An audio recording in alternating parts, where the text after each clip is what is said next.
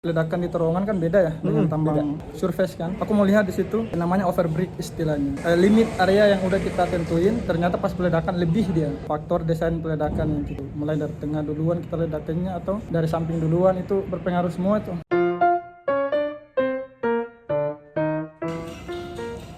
Halo warga TB, jumpa lagi di Siniar LPDP ITB bersama saya Wira.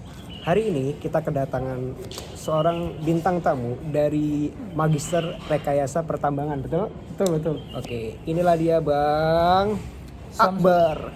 Akbar atau Samsul? Bebas lah, Samsul Akbar. Ya, Samsul Akbar.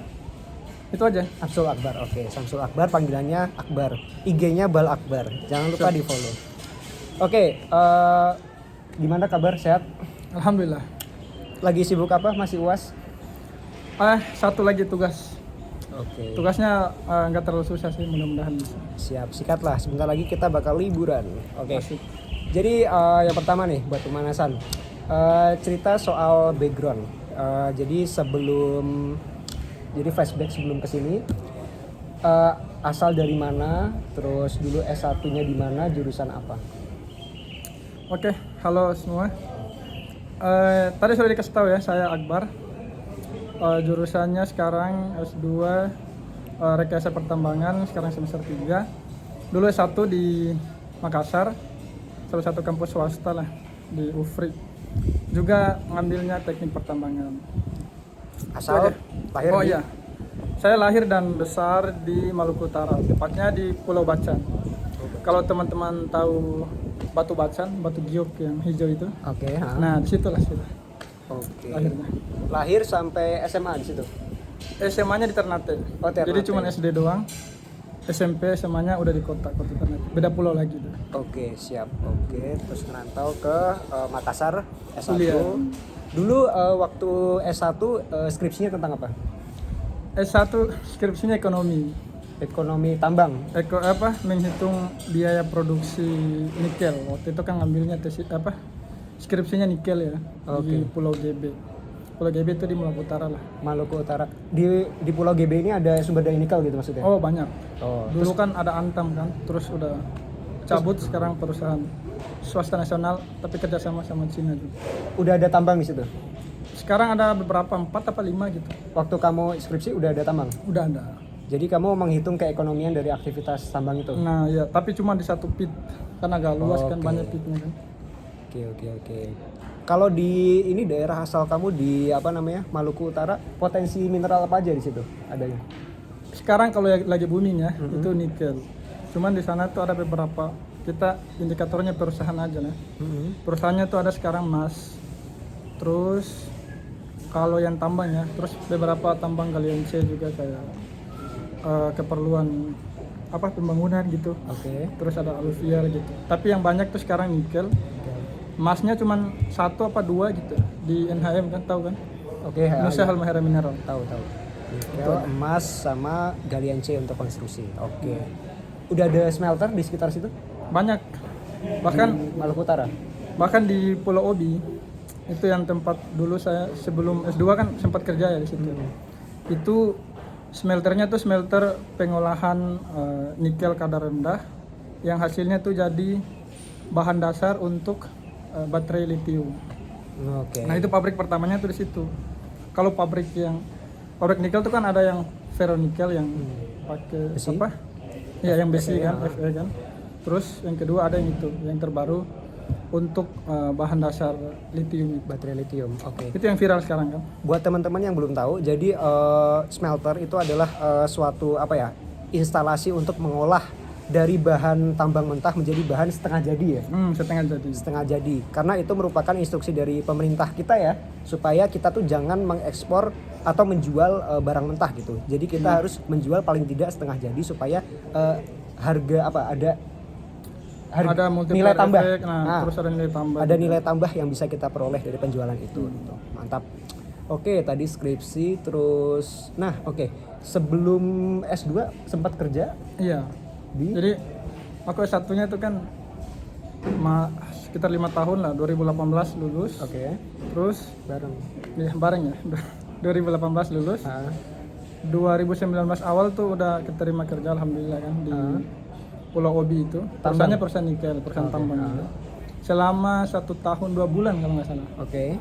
Terus aku lihat kerja lama-lama kayak rutinitas, terus Bosan. waduh kayaknya butuh yang lain nih kan. Ya udah izin lah sama atasan di situ. Dikasih izin, dikasih rekomendasi juga malah untuk daftar ke LPDP-nya. Oh, oke. Ya udah langsung start ke situ. Dulu waktu ditambang di Pulau Obi itu sebagai apa posisinya? Kita waktu itu di control room. Control Control room tuh kalau tempat lain namanya main control. Kontrol untuk operasi penambangannya.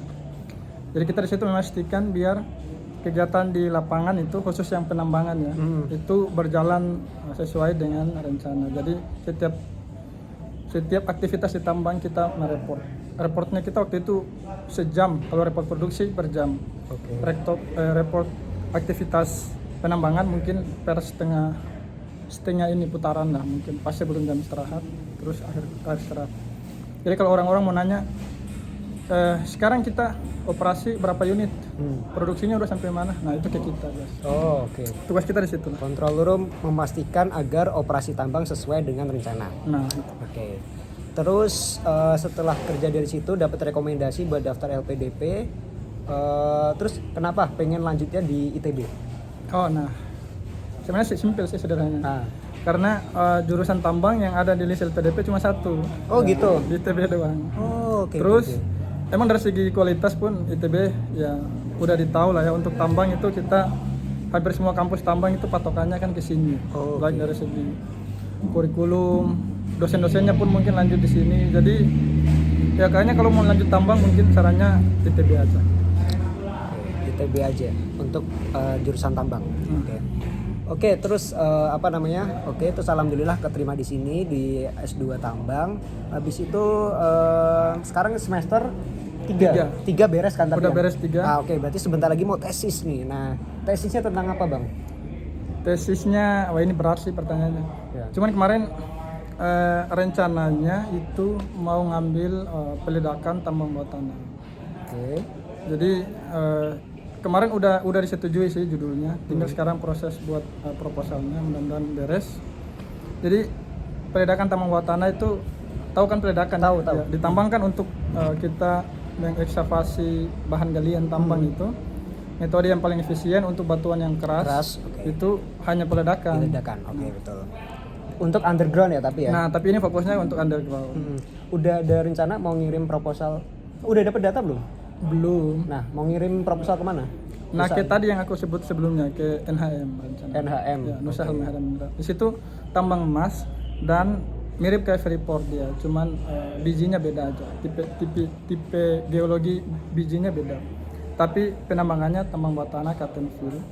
Aku mau lihat di situ saat diledakan, kalau ledakan di terowongan kan beda ya dengan tambang surface kan yang terbuka kan. Kalau di terowongan kan kita paling berhadapan dengan satu lubang yang ukurannya dari awal kita udah tentuin berapa kali berapa gitu. Terus kemajuannya paling tinggi mungkin 4 atau 5 meter lah. Satu kali peledakan.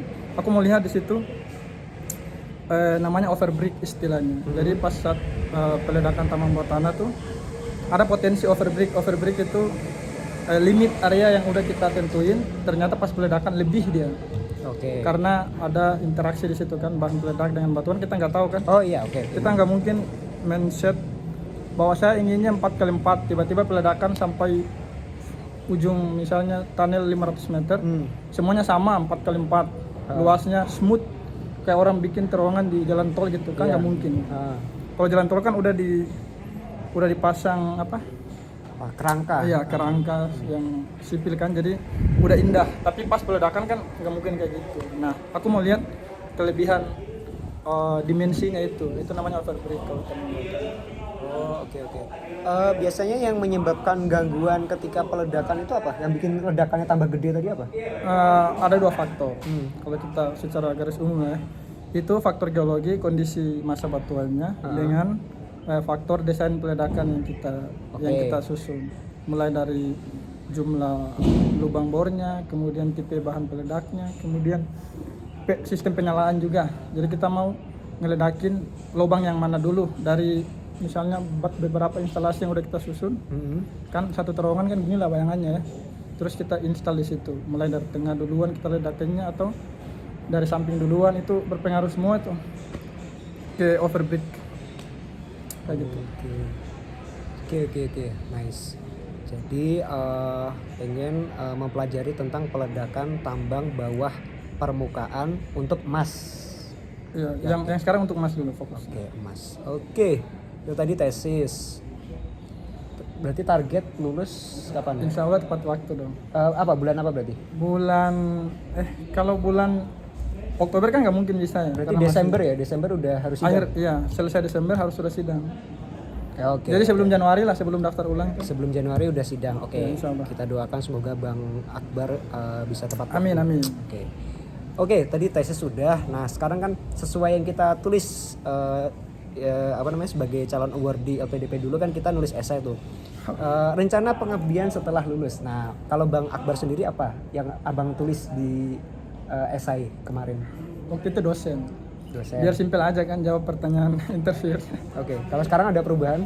Sekarang kayaknya lebih ke dosen juga, sama nyinggung-nyinggung dikit ke politik, gak apa-apa kali. Oke. Ya, Terus gimana? kalau ada peluang ke praktisi mungkin ke praktisi dulu. Nambah ilmu lapangan lah. Dosennya pengen dosen di mana nih? Pengennya di kampung, di Ternate. Di Ternate. Jadi sebenarnya alasannya lanjut S2 tuh kalau untuk cita-cita awal ya, itu jadi dosen tuh biar membantu atau melakukan pemerataan lah. Jadi orang yang mau ngambil tambang itu nggak usah jauh-jauh lari dari luar Maluku Utara, tapi di Maluku Utara juga ada sistemnya yang bagus gitu. Ya, Nah, tapi ini target jangka panjang. Bagus. Silakan direncanakan. Kita mendoakan yang terbaik. Semoga bisa ada SDM tambang yang bagus ya di daerah asal Abang sana gitu. Oke, jadi dosen. Oke, kalau praktisi udah ada gambaran gitu, pengen praktisi di tambang apa, di mana gitu? Sekarang belum. Kalau mindset tujuan mau kerja di mana itu belum. Cuman paling di tambang. Kebetulan di sana di daerah kan yang banyak kan nikel ya. Jadi paling kita berkutat dengan nikel. Jadi balik lagi nih sebelum kuliah ke nikel lagi gitu. Oke. Dosen atau praktisi. Oke. Itu rencana pengabdian setelah lulus. Oke. Itu tadi udah soal ini ya, perakademikan udah nih. Nah, sekarang kita bahas yang trivia. Nah, perlu diketahui bahwa Bang Akbar ini selain aktif di akademik juga beliau aktif di Kelurahan LPDP ITB sebagai penjaga semangat mengabdi. Ya. Oke, ini deh pertanyaannya, apa aja yang lagi dikerjain sama semangat pengabdian sekarang? Oke. Thank you. Jadi pengabdian ini sebenarnya menjalankan tugas dari Mas Lurah lah ya. Jadi waktu awal saya ditanya, Mas mau jadi koordinator pengabdian nggak? Aku nanya dulu kan, apa ada yang lain nggak? Oke. Terus dia bilang, wah tinggal itu sih, yang ini udah ada nama-namanya semua. Oke. Ya udahlah, insya Allah kan. Nah itu tugasnya ada 3, dia sampaikan langsung Mas Nato. Yang pertama tuh sosialisasi LPDP.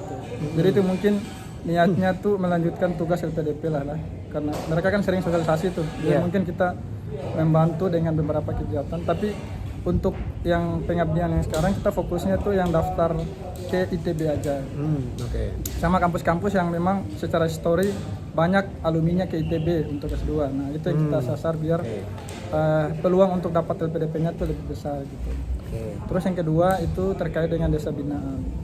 Nah desa binaan di Ciburial. Kita di Kelurahan LPDP ITB kan punya ya desa binaan yang udah berjalan beberapa tahun. Jadi untuk tahun ini kita fokusnya yang pertama tuh yang udah berjalan, alhamdulillah berjalan baik itu di bidang pendidikan. Jadi kita upayanya untuk meningkatkan semangat belajar adik-adik.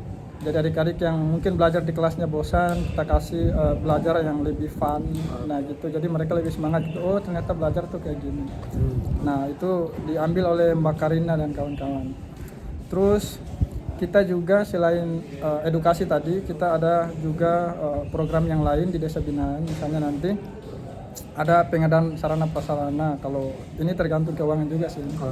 Terus tapi ada juga mungkin pengelolaan lingkungan masih rencana. Terus ada juga pendampingan UMKM itu. Tapi kalau UMKM ini kita mungkin nggak terlalu dalam, karena mungkin kita pemberdayaan dari sisi misalnya nih kalau kita kegiatan butuh konsumsi kita panggil dari mereka lah, mungkin kita pesannya, jadi biar ada impactnya ke mereka gitu. Ya, memberdayakan. Nah, terus ada lagi yang terakhir program itu kita ada fokus ke karya ilmiah, penulisan karya ilmiah. Okay. Nah itu sih program besarnya. Yang lainnya agak banyak, nanti cek aja mungkin di Instagram. Mantap. Cek Instagram LPDP ITB. Okay. Di situ semua program kami terpampang dengan nyata. Ini mantap banget loh, program-program pengabdian yang dikoordinasikan oleh Mas Akbar beserta timnya. Jadi kita tuh benar-benar jargon aku pasti mengabdi itu benar-benar dilaksanakan gitu dalam kelurahan LPDP ITB gitu ya. Dan kita selain itu juga menjalankan salah satu tridharma perguruan tinggi, yaitu pengabdian masyarakat gitu. Jadi ini adalah salah satu hal yang penting untuk dilakukan kita sebagai mahasiswa begitu. Terus apalagi ya? Oke, tadi kegiatan akademik udah, non akademik udah. Ini dong non akademik, ada nggak kegiatan Bang Akbar di luar itu tadi? Di luar itu? Paling aku hobi. Oh, hobi. Kalau olahraga sih sebenarnya nggak terlalu hobi ya. Hobi aku dari dulu tuh baca buku aja. Baca buku. Jadi ya lumayan suka lah beli-beli buku gitu. Apa buku yang lagi dibaca sekarang? Sekarang kalau selain buku yang menjurus ke mata kuliah ya. Ya. Sekarang itu sejarah umat manusia. Karyanya itu Arnold Toynbee. Bukannya agak berat sih, tebal lagi gitu. Sejarah umat manusia. Kalau nggak salah judulnya, lupa aku. Oke. Ya, cukup berat ya. Oke. Baca buku, ada lagi hobinya? Paling yang aku suka ya itu renang.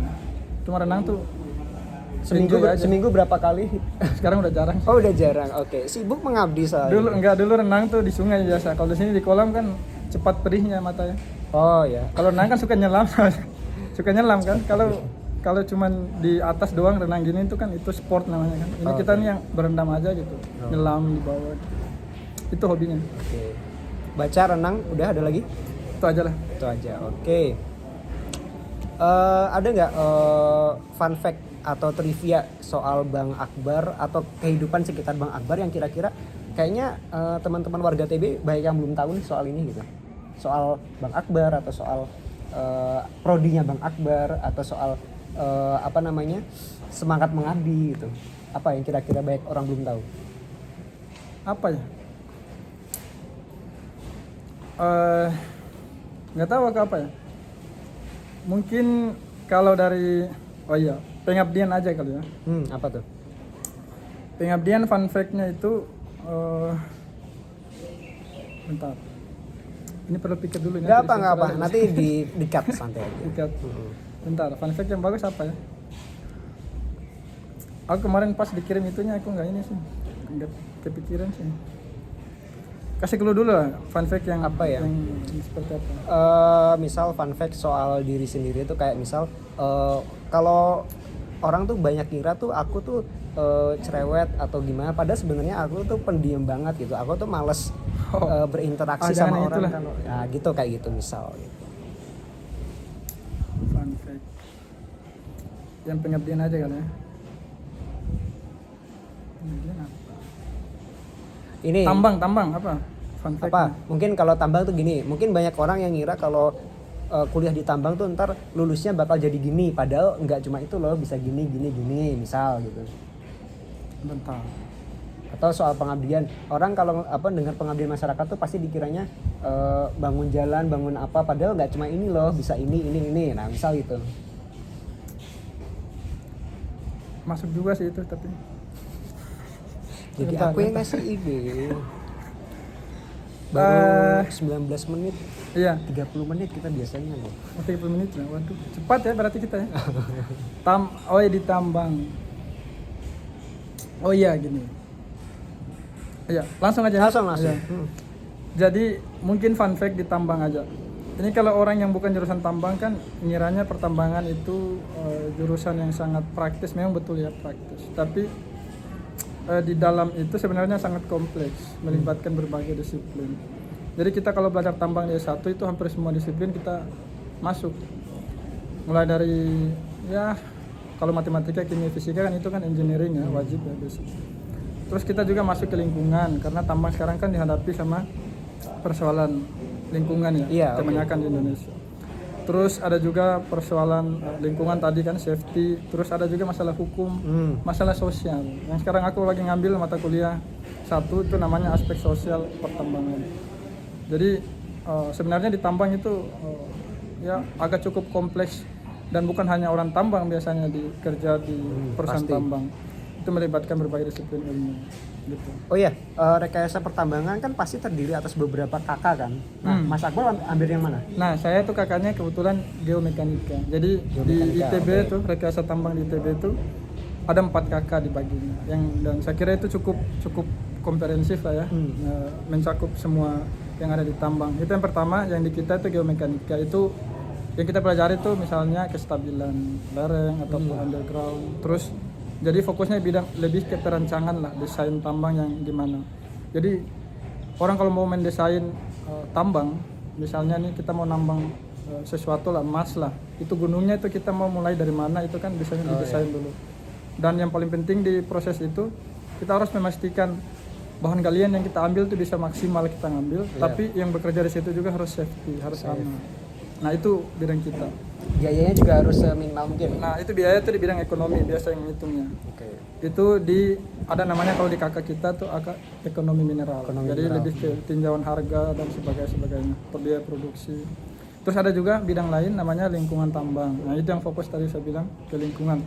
Terus ada lagi satu eksplorasi, mungkin dekat ke Mas Wira lah, yang geologi. Itu aja sih. Iya, sebenarnya pendalaman yang kita ambil mirip-mirip Mas. Jadi kan Bang. Jadi aku kan di geologi tuh ngambil geologi rekayasa. Geologi rekayasa tuh geologi tapi diterapkan untuk kegiatan engineering rekayasa. Entah untuk konstruksi, entah untuk keairan, entah untuk tambang, untuk migas dan lain-lain gitu. Ya, berarti. Nah, kebetulan aku itu rencananya untuk tesis ini aku mau mendalami tentang mekanika batuan. Nah, mekanika batuan kan salah satu mata kuliah yang Abang ambil di geomekanika kan ya. Nah, itu dan mekanika batuan itu mau aku terapin untuk menganalisis kestabilan lereng batuan dan kerentanannya terhadap longsoran batuan. Nah, di tambang terbuka. Bukan di tambang. Di lereng terbuka aja, lereng natural. Oh, lereng alami. Lereng alami yang kira-kira itu rentan untuk roboh, longsor gitu. Lebih ke kebencanaan kalau aku. Oh iya, lebih ke kebencanaan. Gitu. Jadi mirip-mirip aku, makanya mau ngambil mata kuliah itu, Bang. Iya. Gitu. Mekanika batuan 1 sama 2 ya. Satu aja. Satu aja. Pusing.